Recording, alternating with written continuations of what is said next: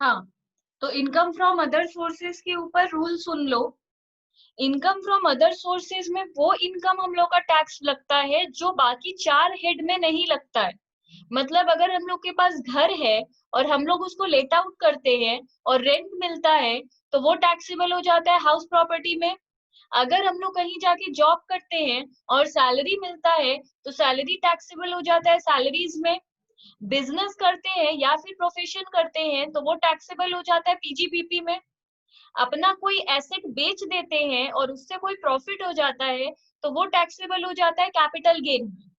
और किसी भी तरीके का अगर कोई इनकम हो गया ये 4 चीज को छोड़कर, तो वो टैक्सेबल हो जाता है अदर सोर्सेज में। तो सबसे पहला है डिविडेंड। अगर हम लोग को डिविडेंड मिलता है किसी कंपनी से, और वो हम लोगों का डिविडेंड अगर इनकम है, तो वो हम लोगों का एग्जेम्प्ट है under section 10 subsection 34। Casual income होता है जैसे कि विनिंग फ्रॉम लॉटरी या क्रॉसवर्ड पजल, इस तरीके का कोई भी चीज से अगर हम लोग जीतते हैं, तो वो टैक्सेबल हो जाता है अदर सोर्स में। अगर कोई भी हम लोग को गिफ्ट देता है, तो वो हम लोग का इनकम है और वो भी टैक्सेबल हो जाएगा अदर सोर्सेज में। उस तरह लंबा सा लिस्ट है। Income by way of interest receive और एक्सपेंडिचर ऑन एनहांस्ड कंपेंसेशन। मतलब इंटरेस्ट रिसीव अगर कर रहे हैं, हम लोग का सेविंग अकाउंट है और इंटरेस्ट रिसीव कर रहे हैं, तो टैक्सेबल हो जाएगा। Interest on bank deposit, company deposit, किसी भी तरीके का इंटरेस्ट मिलता है, तो वो टैक्सेबल हो जाएगा। इनकम फ्रॉम सब लेटिंग ऑफ अ हाउस प्रॉपर्टी, मतलब सब लेट आउट अगर करते हैं हाउस प्रॉपर्टी को, तब तो वो टैक्सेबल होता है हाउस प्रॉपर्टी में। पर सोचो ये घर मेरा है, हम लेट आउट कर दिए इशिता को, तो मेरा वो जो इनकम है वो हाउस प्रॉपर्टी में टैक्सेबल है 10,000 पर मंथ। पर इशिता वो लेट आउट कर दी है अश्वनी को, तो इशिता क्या की है, लेट आउट किया हुआ घर को दोबारा लेट आउट की है, इसको कहते हैं सब लेटिंग। तो वो मेरे से 10,000, इशिता मेरे को 10,000 देती है और अश्वनी से 12,000 लेती है, तो 2,000 इशिता का जो प्रॉफिट हो रहा है, इनकम हो रहा है, that will be taxable under the head other sources. उसके बाद है फैमिली पेंशन। बहुत लोग बोलते हैं, एग्जाम में बहुत बार आया है 1 मार्क में, कि पेंशन कहाँ टैक्सेबल होगा। पेंशन याद से समझो, पेंशन टैक्सेबल होता है सैलरीज में। पर अगर जिसको पेंशन मिल रहा है वो जिंदा है और रिटायर्ड हो गया है और फिर उसको ही मिल रहा है, that will be taxable under the head salaries. पर अगर जिसको पेंशन मिल रहा था वो मर गया है और उसके फैमिली को अब वो पेंशन मिलता है, then that family pension will be taxable under the head other sources. Income from owning and maintaining race horse, ये सारा इनकम हम लोग का टैक्सेबल है। बट अब कैसे टैक्सेबल है, कितना एग्जेम्पशन मिलेगा, डिटेल को हम आगे लिखवाएं। सबसे पहले हम लोग पढ़ते हैं कैजुअल इनकम। कैजुअल इनकम के अंदर क्या क्या है, lottery, crossword puzzle, gambling, card games. These incomes are fully taxable, 1 रुपया भी कोई एग्जेम्पशन नहीं है। उसके बाद हम लोग को बोल रहा है, in these income tax is charge at a flat rate of 30%। याद रहे, कैजुअल इनकम के ऊपर टैक्स लगता है 30% का और फुल्ली टैक्सेबल है, कोई एग्जेम्पशन कोई डिडक्शन नहीं है। फिर आते हैं फैमिली पेंशन में, it is taxable but it has some standard deduction. ये हम लोग का टैक्सेबल है, पर कुछ डिडक्शन भी है। कैसे डिडक्शन है, उसका रूल लिखा हुआ है, lower of the following is allowed as deduction. दो चीज के बीच में, दोनों में जो छोटा होगा, 1/3 of amount of pension, pension जो भी मिल रहा है उसका 1/3 करो, और 15,000, दोनों में जो छोटा होगा वो हम लोग को डिडक्शन में मिल जाएगा। उसके बाद है गिफ्ट। गिफ्ट के ऊपर देखो, ऊपर जो लिस्ट लिखा है वो सब इनकम तो है और टैक्सेबल भी है, पर कैसे कैसे एग्जेम्पशन है उसका रूल नीचे लिखवाए। तो गिफ्ट के ऊपर भी है, पर गिफ्ट के ऊपर बहुत बड़ा स्टोरी है। अगर गिफ्ट हम लोग को मिलता है गिफ्ट और कैश में मिल रहा है, मतलब कोई आया और 50,000 का हमको कैश दे दिया, तो अब डिपेंड करता है गिफ्ट कितने रुपए का है। अगर 50,000 से ज्यादा, 50,000 से ज्यादा का मेरे को कैश गिफ्ट मिल गया है, तो वो फुल्ली टैक्सेबल हो जाएगा। मतलब सोचो, मेरे को 50,000 1 रुपी मिल गया, 50,000 1 रुपया, तो पूरा 50,000 1 रुपए पे टैक्स लग जाएगा। तो कम से कम कितने का गिफ्ट लेना है? 50,000 का गिफ्ट लेना है। 50,000 से 1 रुपया भी ज्यादा हो गया तो पूरे अमाउंट पे टैक्स लग जाएगा। 50,000 बाद दे के नहीं, पूरा 50,000 1 रुपया पे टैक्स लग जाएगा।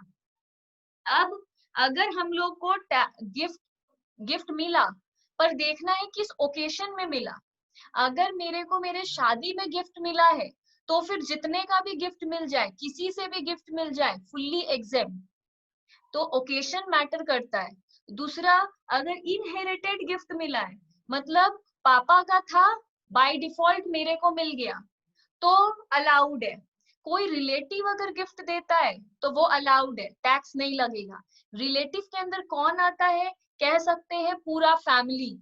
मेरे मम्मी पापा, मेरे मम्मी पापा के मम्मी पापा, मेरे हस्बैंड के मम्मी पापा, मम्मी पापा के मम्मी पापा, चाचा चाची, मतलब एनीवन, दूर तक जितना फैमिली ट्री जाता है, मेरा भी और मेरे स्पाउस का भी, पूरा में कोई भी दे दे, सिस्टर ब्रदर एनीवन, बट वो रिलेटिव होना चाहिए, तो मेरा गिफ्ट एग्जेम्प्ट रहेगा, चाहे कोई ओकेशन नहीं है फिर भी दिया है। इस तरह करके रूल है। तो इसीलिए हम लिख दिए हैं कि एक्सेप्शन क्या है इन मैरिज और ट्रांसफर इनहेरिटेंस। इनहेरिटेंस में ट्रांसफर हुआ है मतलब पापा से मेरे को मिल गया है। इस तरह हम लोग का बहुत सारा है। डिविडेंड के ऊपर क्या बात है? डिविडेंड के ऊपर बात है कि डिविडेंड अगर हम डोमेस्टिक कंपनी से हमको मिला है, मतलब इंडियन कंपनी से अगर हमको डिविडेंड मिला है, तो वो मेरा एग्जेम्प्ट है 10 लाख तक, मतलब 10 लाख रुपीज तक मेरा एग्जेम्प्ट है। हम 10 लाख रुपीज से भी ज्यादा डिविडेंड रिसीव कर लिए हैं तो इट विल बी टैक्सेबल, पर 10 लाख बाद देके, मतलब हम 11 लाख अगर डिविडेंड ले लिए हैं, मतलब मेरे को मिल गया है, तो 1 लाख ही पे टैक्स लगेगा, 10 लाख लेस करने मिल जाएगा अंडर सेक्शन 10 सब सेक्शन 34। और फॉरेन कंपनी से अगर कोई डिविडेंड मिला है, then that dividend will be fully taxable. ठीक है। उसके बाद बोल रहा है अगर टैक्स लगता है डिविडेंड के ऊपर तो 10% का टैक्स लगेगा। डिविडेंड अगर लेने में मेरा कोई भी तरीके का खर्चा हुआ, मतलब डिविडेंड जब हम लेने गए तो मेरा फ्लाइट का खर्चा हुआ, या फिर हमको मेरा डिस्प्यूटेड था डिविडेंड, तो मेरे को लॉयर हायर करना पड़ा, फिर जाके डिविडेंड मिला, तो डिविडेंड से मेरे को वो कोई भी एक्सपेंडिचर लेस करने नहीं मिलेगा। मतलब डिविडेंड अगर मेरे को 11 लाख का मिला है, तो 10 लाख तो हम वैसे ही लेस कर लिए अंडर सेक्शन 10 सब सेक्शन 34 में, बचा 1 लाख।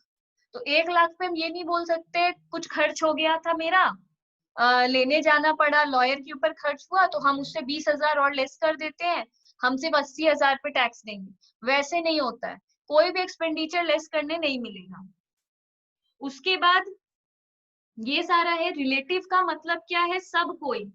हम यहाँ सारा नाम लिख दिए हैं, सभी कोई रिलेटिव है, तो इसमें कोई भी कंफ्यूजन नहीं होना चाहिए कि वो मेरा रिलेटिव है या नहीं।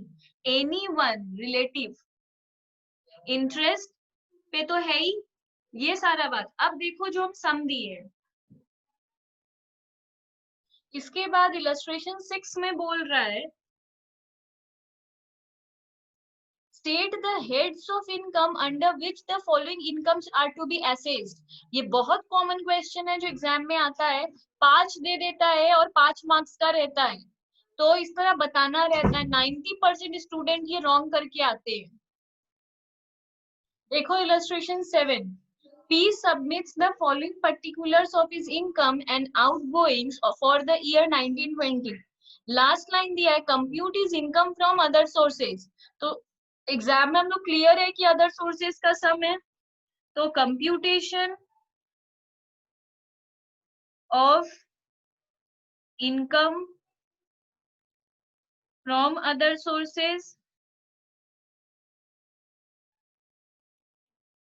Of P for previous year 1920, assessment year 2021, particulars amount. इसमें हम लोग को बोल रहा है dividend received from x company limited and Indian company, तो लिखो dividend received from an Indian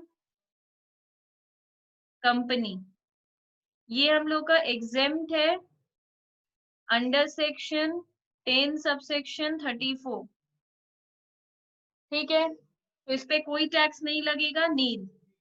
उसके बाद बोल रहा है interest paid on capital borrowed for the purpose of investment in such share, हम लोग इंटरेस्ट पे किए हैं शेयर्स, जैसे कि शेयर्स को शेयर्स हम लोग जो शेयर खरीदे थे वो लोन लेकर खरीदे थे, उसी का आज इंटरेस्ट देना पड़ रहा है, तो वो डिविडेंड से तो लेस करने वैसे भी नहीं मिलता है, तो ये वाला होगा नहीं। शेयर के ऊपर कोई भी खर्च किए, सोच रहे डिविडेंड से लेस कर ले, एक तो टैक्सेबल भी नहीं है, और होता भी तो कोई भी एक्सपेंडिचर लेस करने मिलता भी नहीं। नेक्स्ट है interest on American government bond,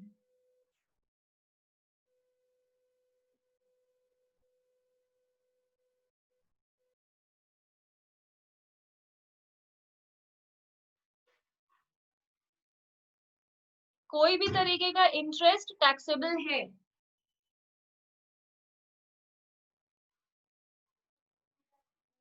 interest word देखते ही समझ जाना, इट इज टैक्सेबल।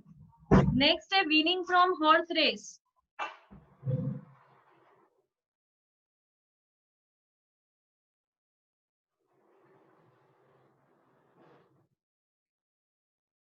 ये है 13,200, fully taxable.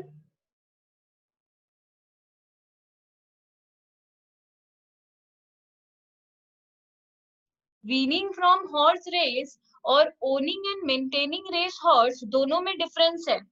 Winning from horse race का मतलब होता है दूसरे का हॉर्स लोग रेस में है, हम लोग किसी भी हॉर्स में पैसा लगा दिए और वो हॉर्स जीत गया, तो हम लोगों को हम लोग का विनिंग अमाउंट मिल गया, that is winning from horse race.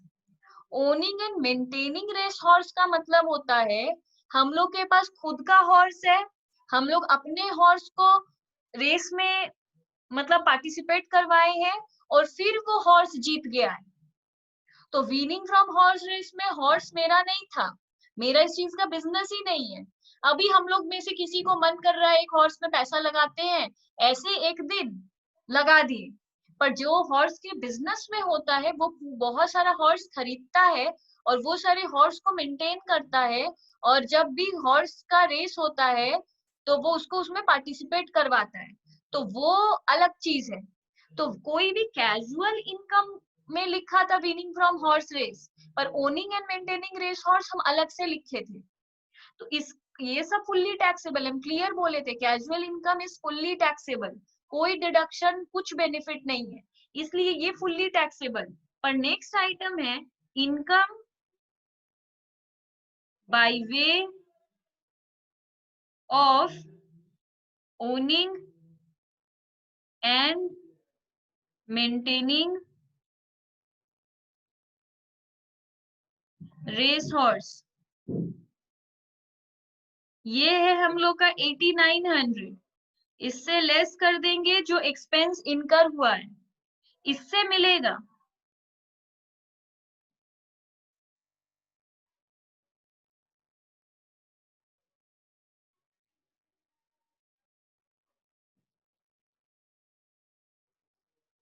7700।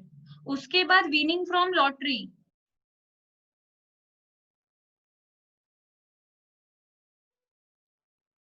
इसमें बोल रहा है net after deduction of tax 30%, बोल रहा है इससे टैक्स 30% डिडक्ट हुआ है, 8400 में 30% टैक्स डिडक्ट कर दिया है, पर यहाँ पे टैक्सेबल होता है ग्रॉस बेसिस पे, नेट बेसिस पे नहीं, तो 8400 कितना है 70% है, क्योंकि उसे 30% पहले ही डिडक्ट हो चुका है, तो अब ये जो 8400 है ये 70 है, तो 8400 हम लोग का 70 है, तो 100 कितना, पूरा 100% बनाकर टैक्स लगाएंगे,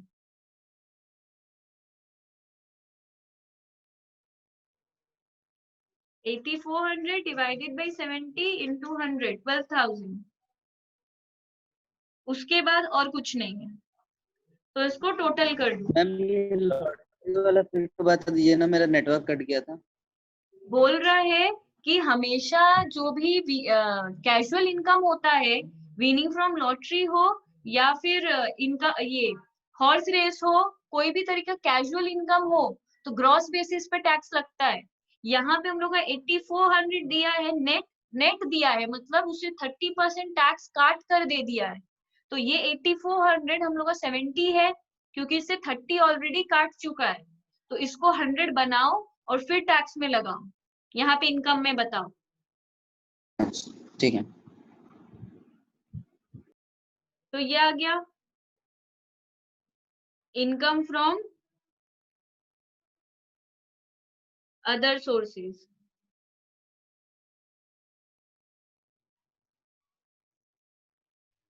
फिर हम लोग को दिया इलस्ट्रेशन 8 में, from the following compute income from other sources, same चीज।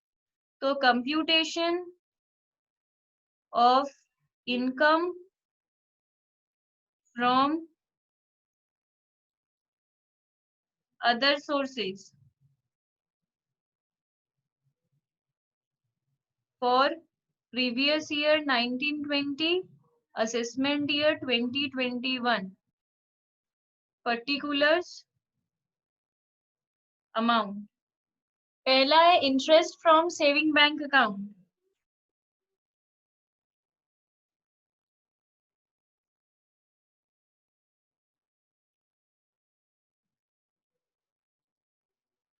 हम लोग कितना रिसीव किए हैं? 6000।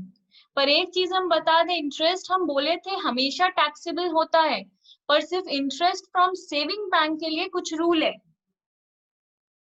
इसमें हम लोग का यहाँ डिडक्शन नहीं है, यहाँ फुल्ली डिडक्शन, मतलब यहाँ इसको तुम लोग एक बार फुल्ली टैक्सेबल कर दो।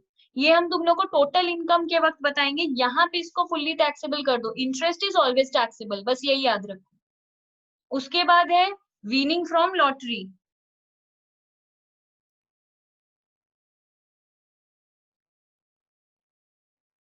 Weaning from lottery again casual income है, यहाँ पे ग्रॉस ही दिया है 3 लाख, तो इसको हम लोग को ग्रॉस ये सब बनाने का जरूरत नहीं है, इस पे हमेशा ग्रॉस पे ही टैक्स लगता है।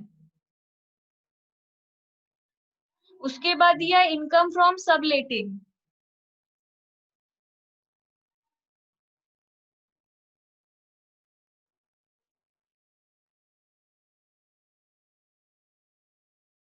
ये हम लोग का लगा है 5000 पर मंथ, मतलब 60,000, उस which was actually taken on a rent 3000, तो लेस रेंट पेड। हम रेंट रिसीव कर रहे हैं 60,000, पर उसमें से मेरे को रेंट पे भी करना पड़ जा रहा है 3000 इंटू 12, मतलब 36,000। जो हम उस वक्त एग्जाम्पल में बताए थे कि 15,000 का सोचो, 10,000 में अश्मिता मेरे से घर ली है और वो अश्वनी को लेट आउट कर दी है 12,000 में, तो उसका प्रॉफिट तो सिर्फ 2,000 ही है ना। मैम इसको हम एक बार में नहीं लिख सकते हैं? नहीं। उसके बाद dividend receive from an Indian company, again ये लिखेंगे एग्जेम्प्ट अंडर सेक्शन 10 सबसेक्शन 34। ठीक है, तो इस पे नील। उसके बाद है income from owning and maintaining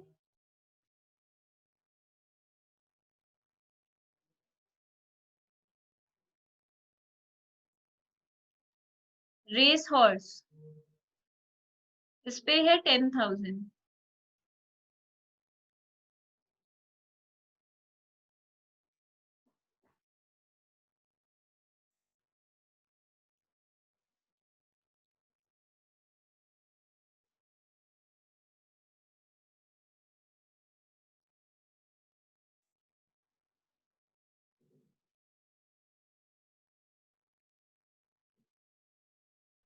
illustration 10,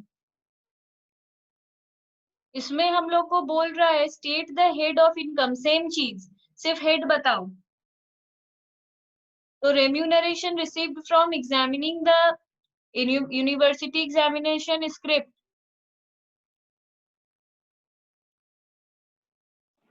other sources में होगा क्या? हाँ पीजीवीपी। नहीं, अच्छा, देखो एक टीचर का काम होता है पढ़ाना, अगर उसको आंसर चेक करने के लिए, कॉपी चेक करने के लिए पैसा मिलता है तो वो अदर सोर्सेज है। अगर कॉलेज में पढ़ाने के लिए, लेक्चर देने के लिए मेरे को सैलरी मिल रहा है, then it is profession, but copy check करने के लिए मेरे को पैसा मिल रहा है, it is other sources. Fees received by a director for attending company board meeting, other sources.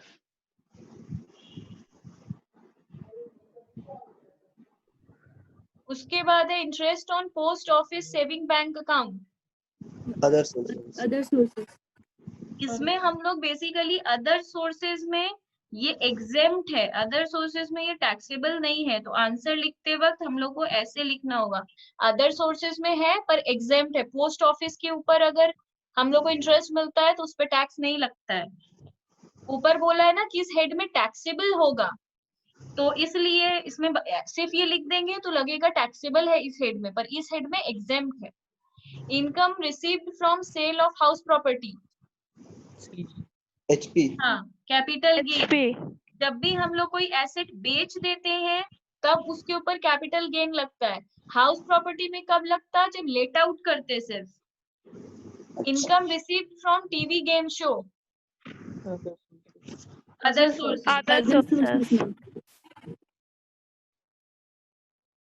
हाँ, अब मैं अगर सेल करूंगी, इसमें illustration 11, compute income from other sources, तो अगेन यही स्टार्ट करेंगे, computation of income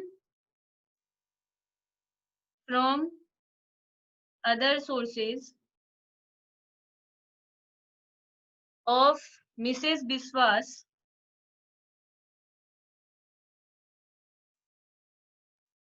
for previous year 1920, assessment year 2021, particulars एक अमाउंट कॉलम। इसमें बोल रहा है फैमिली पेंशन, फैमिली पेंशन लिखता ही है, मतलब ये उसको नहीं मिल रहा है जिसको मिलना चाहिए था, उसके फैमिली को मिल रहा है, तो 4500 इंटू 12,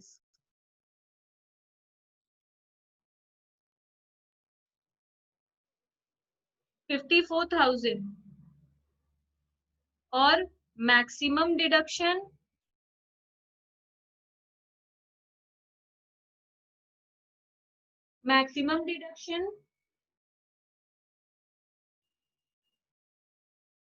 नहीं, 54,000 का 1/3 करना होगा।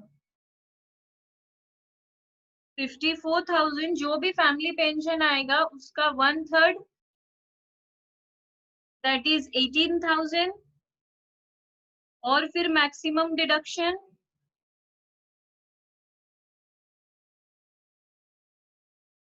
15,000, तो इसमें हम लोग को मिलेगा 15,000, lower of the following.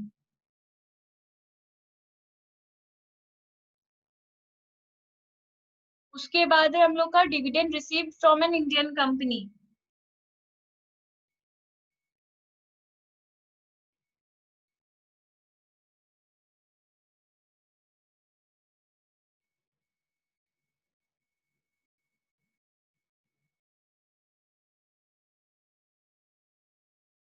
exempt under section 10 subsection 34।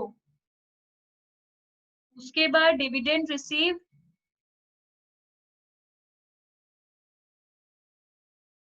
From foreign company 5,000। उसके बाद subletting of house 6,000 per month.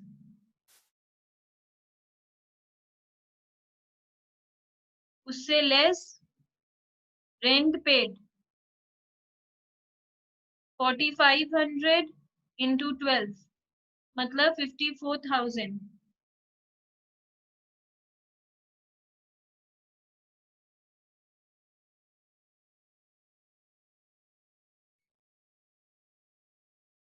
$18,000 इससे लेस करेंगे म्यूनिसिपल टैक्स। देखो हाउस प्रॉपर्टी का एक चीज याद करो, जब भी म्यूनिसिपल टैक्स पेड आता था हम बोलते थे सिर्फ ओनर वाला लो, टेनेंट वाला मत लो। तो टेनेंट वाला वो कहाँ लेस करेगा, जब वो अपना इनकम कैलकुलेट करेगा तो अपना म्यूनिसिपल टैक्स पेड लेस करेगा। तो दैट इज 2,000। तो यहाँ आएगा 16,000, इसको ऐड करो।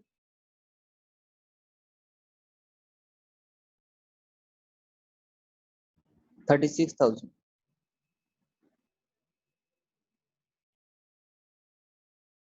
फैमिली पेंशन मेरा 54,000 है।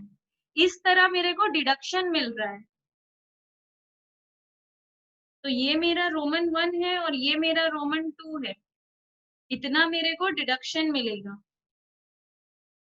मतलब 54,000 हम रिसीव किए हैं, लेस होगा मेरा 54,000 का 1/3 और मैक्सिमम डिडक्शन है 15,000। जो दोनों में जो लोअर होगा वो मेरे लिए डिडक्शन का अमाउंट है। तो 54,000 में 15,000 मेरा डिडक्शन हो गया, तो मेरा 39,000 बचेगा। 39,000 के बाद करो 60,000।